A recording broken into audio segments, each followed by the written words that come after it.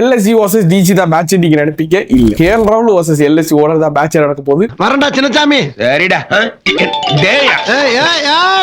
முதலாளிங்கிற பதவி இறந்துட்டா. Be careful. KL ராகுலை துரத்தி விட்டு ஓனர் என்ன பண்ணாருன்னா பயங்கரமான நல்ல பிளேஸ்லாம் வாங்குவாரு எதிர்பார்க்கும் போது என்ன பண்ணிட்டாருன்னா ஓப்பனர் எடுக்கவே மறந்துட்டாரு. இப்போ ஓப்பனிங்க இந்த டீம்ல ஆள் இல்ல. ஸோ ரீடைன் பண்ண எல்லா பிளேயர்ஸும் இன்ஜுரியில் இருக்கிறதுனாலையும் எடுத்த பிளேயர்ஸும் இன்ஜுரியில் இருக்கிறதாலையும் ஸோ விக்காம போட சர்தால் தக்கூர்லாம் எடுத்துட்டு வந்து டீம்ல இப்போ மேட்ச் பண்ண பார்த்துக்கிட்டு இருக்காங்க. போலிங் ரொம்ப வீக்காக தான் இருக்கு. ஸோ டிசி டீம் பார்த்தீங்கன்னா ரிசப் பண்ணிட்டு வெளியே விட்டாங்க. இந்த பக்கம் ரிசப் பண்ணிட்டு போயிட்டாரு. ஸோ இந்த பக்கம் இந்த கேஎல் ராகுல் இந்த பக்கம் வந்துட்டாரு. ஸோ கேஎல் ராகுல் கேப்டனா போடுவாங்கன்னு பார்த்தாங்க. இல்ல அக்ஷர் பட்டேல கேப்டனா போட்டிருக்காங்க.